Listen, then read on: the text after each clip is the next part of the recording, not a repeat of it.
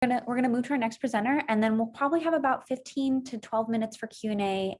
So hopefully everyone can be asked a question and answer. So our next presenter is Natasha Chawla. She is a PhD student at the University of Oxford in the Faculty of Theology and Religion.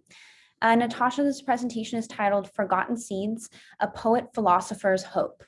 Natasha, the floor is yours. Thank you. Sorry, can I share screen? Yes, you can. Give me 1 second.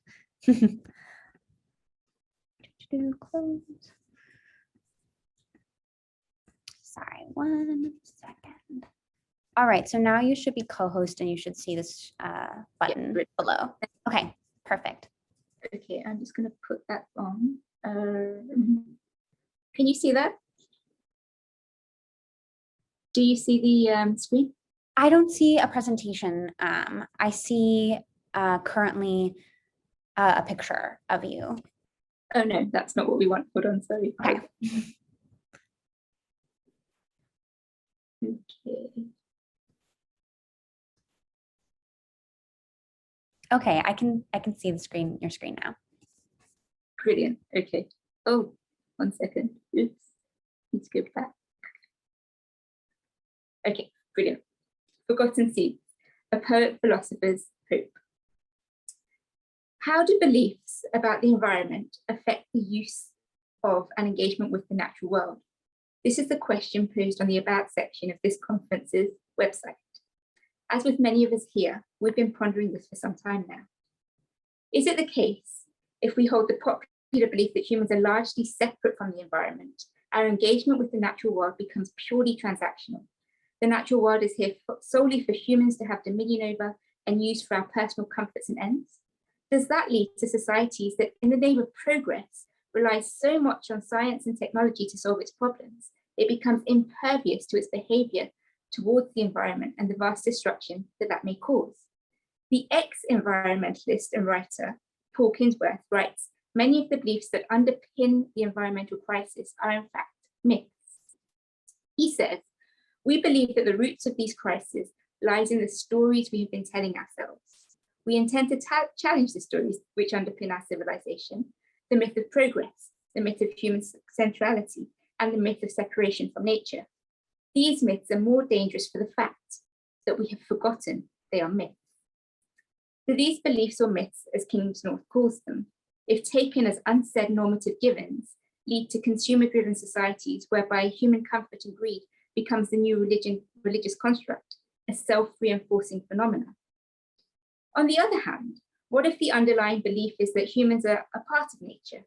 If we knew viscerally that physically the body is made up of the food that we grow in the soil, the water from the lakes, the air we take in that oxygenates our cells, is the very same food, water, and air infused with the pollutants that the human toys continue to produce, that our minds are influenced by our environments, that as embodied beings, we are integral components of the natural world. But of course, many thinkers, activists, evolutionary anthropologists, and much of science doesn't deny this. In fact, there are forests of literature proving, philosophizing, and warning that if we go on as we are, the human species will not survive. So where are we going wrong? Kingsnorth says the reason that no real change is occurring is we don't believe that anyone, not politicians, not economists, not environmentalists, not writers, are really facing up to the scale of this. As a society, we are still hooked on the vision of the future as an upgraded version of the present. Somehow, technology or political agreements or ethical shopping or mass protests are meant to save our civilization from self-destruction. But we don't buy them. And why should we? Those with the power and resource who have climbed to positions to be able to make a difference choose rather to explore and conquer new planets, to create techno-theologies where augmented reality becomes more real than embodied reality, or create lab-based foods rather than tend to and care for the natural world that has nurtured and sustained the human species to date. Following on from this thought, it seems almost impossible for humans to untangle ourselves from the almost inevitable web of destruction it has put into motion under the myths of human nature separation, human-centeredness, and linear progress. This paper explores how metaphysical beliefs can become resources for positive alternative solutions to the contemporary environmental crisis. Since the 1970s, scholarship within religion and ecology has employed an eco-theological standpoint to re-examine ancient texts and indigenous societies for ecological foresight and solutions. The body of work has presumed a wonderfully thorough understanding of the underlying issues and made a clarion call for the greening of religions. However, two apparent limitations present themselves. Firstly, substituting one form of consumption, religious or material, to a seemingly more sustainable form, as we have seen above, is a short-term solution rather than actual transformation of our understanding of and relationship with our environment. Secondly, largely Western ideals of the human-nature relationship, human-centeredness, and a linear idea of progress tend to tint indigenous knowledge that manifest from indigenous metaphysics. In order to find alternative ways of thinking and to contribute to long-term solutions, this paper utilizes an alternative cosmology and metaphysics outside the mainly Western frameworks that tend to dominate scholarship. For this, I look to the polymath Rabindranath Tagore. Tagore, born in 1861, was indeed a polymath, a poet, writer, philosopher, playwright, composer, educator, social commentator, and the first non-Western person to receive a Nobel Peace Prize. This was unheard of in the early 20th century, and his reception abroad, he visited 35 countries across 5 continents, although short-lived, was of today's mega celebrity sage-like status. Tagore's unique approach to the world is exemplified in his simultaneous embrace of modern science for its humanitarian value and in his recognition that science and technology were being misused to create a materialistic and dehumanized world. His writings and life continue to influence environmental thinkers such as Stephen Harding, Satish Kumar, and Vandana Shiva today.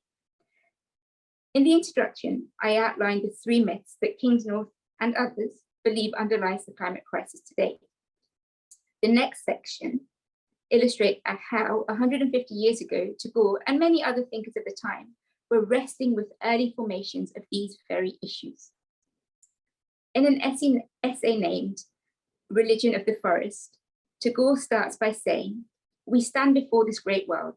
The truth of our life depends upon our attitude of mind towards it, an attitude which is formed by our habit of dealing with it according to the special circumstance of our surroundings and our temperaments.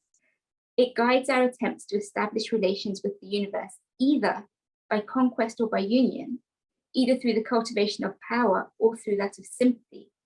And thus, in our realization of the truth of existence, we put our emphasis either upon the principle of dualism or upon the principle of unity."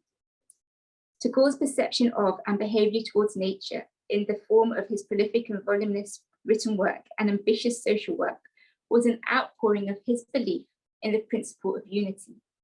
This unity between man and nature is further illustrated in The Religion of Man, a collection of essays delivered here at Oxford, exploring human nature, spirituality, and our experience of reality, where he places humans not at the center of the universe per se, but as an evolutionary product that has evolved over millennia through becoming conscious of the value of existence. Tagore argues that when humans emerged, we, quote, turned the course of this evolution from an indefinite march of physical aggrandizement to a freedom of a more subtle perfection, unquote, i.e. human subtle perfection is the ability to realize the unity between the physical and spiritual dimensions of existence, between one and all. There's another passage that I'm going to miss out due to time, but the passages are a testament of Tagore's understanding and personal experience of the interconnectedness of humans and nature on both the physical realm and also our creative and imaginative worlds that lead to a personal realization of the interconnection of life. Perhaps it is this type of profound individual experience that all humans are capable of is what will break the myth of the human nature divide. Tagore did not see human species as a special creation, but as a product of evolution like other creatures. He saw the human distinction from other species as having surplus capabilities beyond what they require to meet their basic needs. That surplus makes them creative and also responsible for each other. However, it is the same life that runs through both humans and the natural world. He composes, The same stream of life that runs through my veins, night and day, runs through the world and dances in rhythmic measure. And it is the same life that shoots in joy through the dust of the earth, in numberless blades of grass, and breaks into tumultuous waves of leaves and flowers. It is the same life that has rocked in the ocean, cradle of birth and death, in ebb and flow. I feel my limbs are made glorious by the touch of this world of life, and my pride is from this throb of ages, dancing in my blood this moment. And lastly, Tagore was not averse to progress. He thought machines in science ought to be used as much as it benefited and uplifted, rather than dehumanized and enslaved. In 1916, in lectures delivered in both Japan and the USA, he questioned the West's linear idea of progress, and as a response to a critique of Eastern ideals being static, vague, overly metaphysical, and a nebulous system of abstract speculations, but rather the East, quote, has achieved something which is a positive truth, a truth that can give man's heart its shelter and sustenance. It has evolved an inner sense, a sense of vision, the vision of the finite reality in all finite things, end quote. And he continues his argument in an imaginary dialogue where he says, but he says, being the West, you do not make any progress, there is no movement in you. I ask him, how do you know it? You have to judge progress according to its aim. A railway train makes its progress towards the terminus station. It is movement. But a full-grown tree has no definite movement of that kind. Its progress is the inward progress of life. It lives with its aspirations towards light, tingling in its leaves and creeping in its silent sap. I have in no way done justice to the volume and depth of Tagore's literary, creative, social, and pedagogical outpourings, but I hope to have illustrated in this short time that if, as Kingsnorth proposes, the roots of our crisis lies in the stories we have been telling ourselves, i.e. the myth of linear progress, the myth of human centrality, the Anthropocene, and the myth of our separation from nature as the underpinnings of the destruction of the natural world of our time, then there are constructions that could offer alternative solutions. A mere greening of our religions or our consumerism is not the solution. We need radical rethinking of our metaphysical beliefs and what we really value. This paper concludes with the consideration of how Tagore's unwavering spiritual ecology was not against progress, but rather asks us to take responsibility for the outer ecological devastation. He asks us to seek progress in line with nature and the environment, to an underlying ecological creative unity between nature, humans, and the divine. Perhaps this might be a hopeful, forgotten seed in healing and restoring balance and harmony within ourselves, and therefore on planet Earth. Thank you. Thank you so much, Natasha. Thank you to all of our presenters for kind of working with our technical difficulties. And we're going to move into Q&A now. So if the audience has Q&As, feel free to raise your hand and you can ask a brief question or type your Q&A in the chat.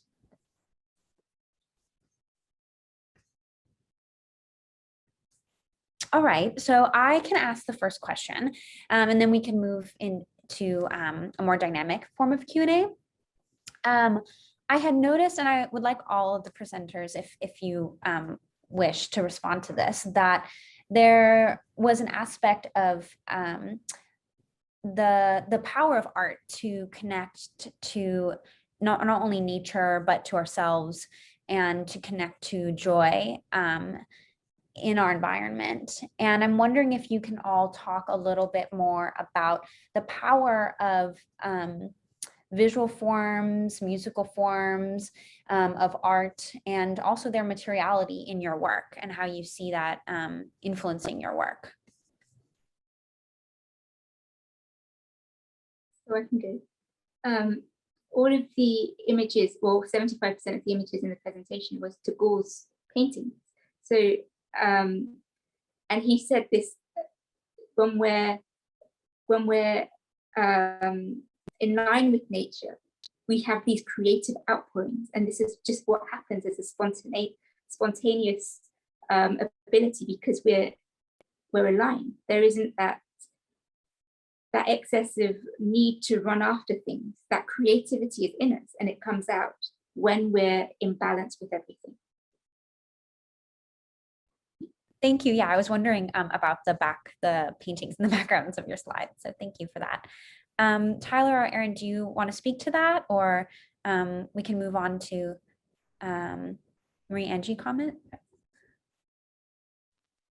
Okay. Sure. Okay. Yeah, I appreciated both what Natasha and Erin had shared. Very lovely presentations. Thank you.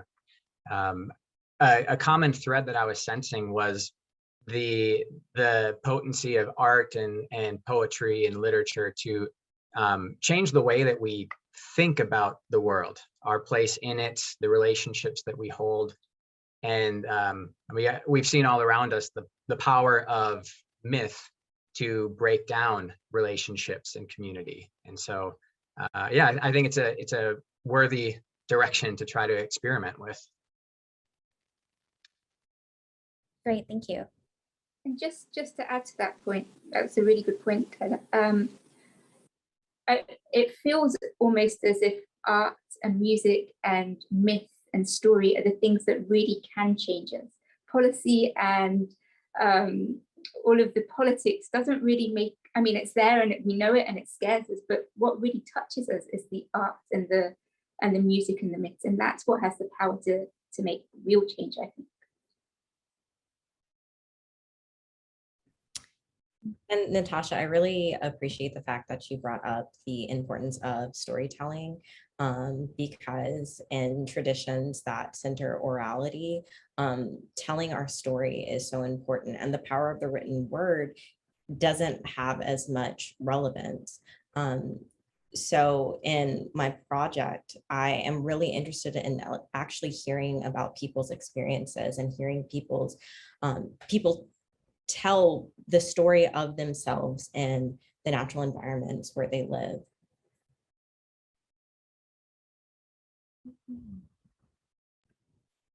Wonderful. And then Marie-Ange, am I saying your name correctly? Can you please tell me? Okay. But you wrote, I'm struck by the resonances between Tagore and Barry, especially the motif of trees. Would you like to elaborate on this, Natasha and Tyler? Thank you so much for your contributions. Thank you for your comment.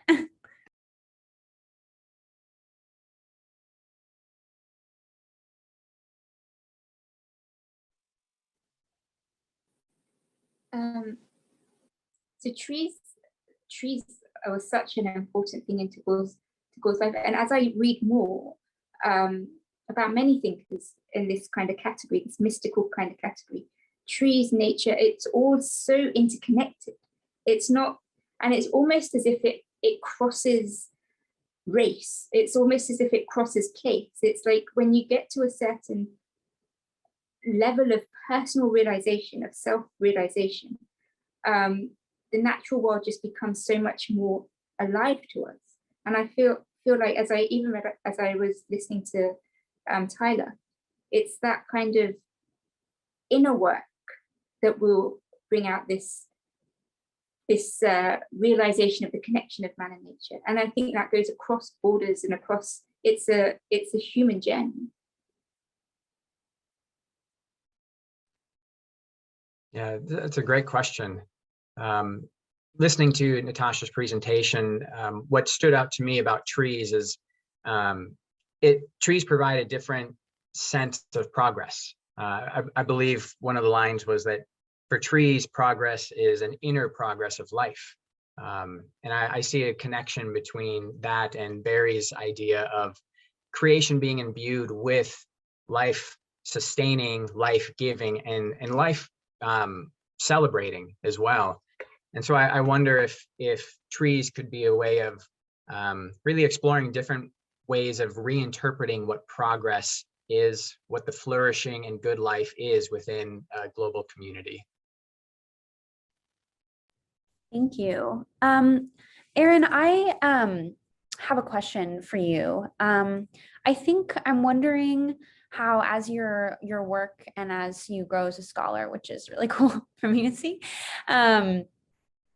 but I'm wondering if you can talk a little bit about lament and joy in historical Maroon communities, and then how that relates to what you said about the perceived danger of the unregulated Black body in our current religion and ecology sphere.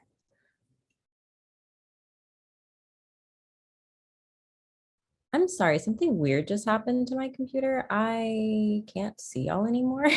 Okay, we can see you. And did you Okay. hear my question? You said how lament and joy played into kind of your research in Maroons historically, and then maybe how, because you had mentioned that that there is a perceived danger of the unregulated Black body, and how that might play into kind of developments in religion and ecology. Okay, yes, thank you. So that's an interesting question.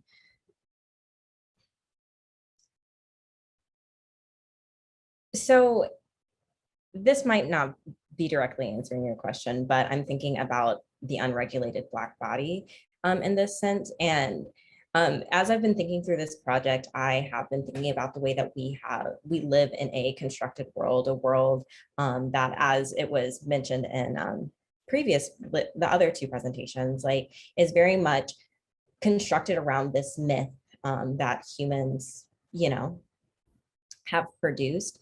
And the idea of the unregulated body is choosing to align oneself with that which, with the natural environment, which cannot ultimately be controlled, because it continues to develop even and despite our intervention. And so you said like lament and joy. I don't know if I have actually thought about that. I do think a lot about experience. I do think a lot about, but not in like those terms. I'm sorry if I am not very clear in answering your question, but I don't actually think that that's something that I've thought so directly about. Yeah, thank you so much. And yeah, Zachary, do you have a question? We have about 2 minutes left. So. Yeah, I was just following up with a few of these questions. I wasn't able to catch the first part of the talk, so I don't know if this was answered, but I feel like this idea of like this connection to trees is something that I wanted to eke out a bit in terms of like the relationship to place.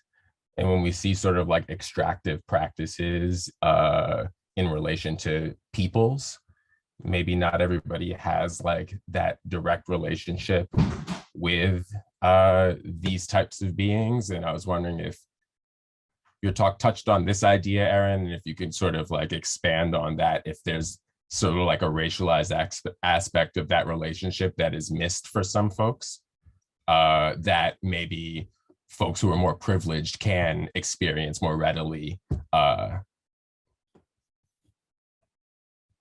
Yeah, I was wondering if you could speak to that, Erin. Thank you so much for that question, Zach.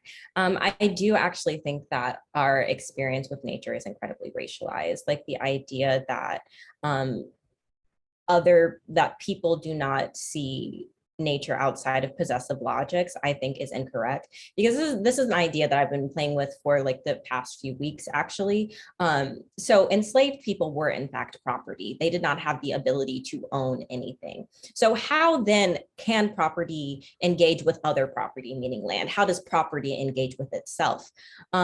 So in that regard, for people who have not been able to access this idea of possession, their experience with nature has been inherently different.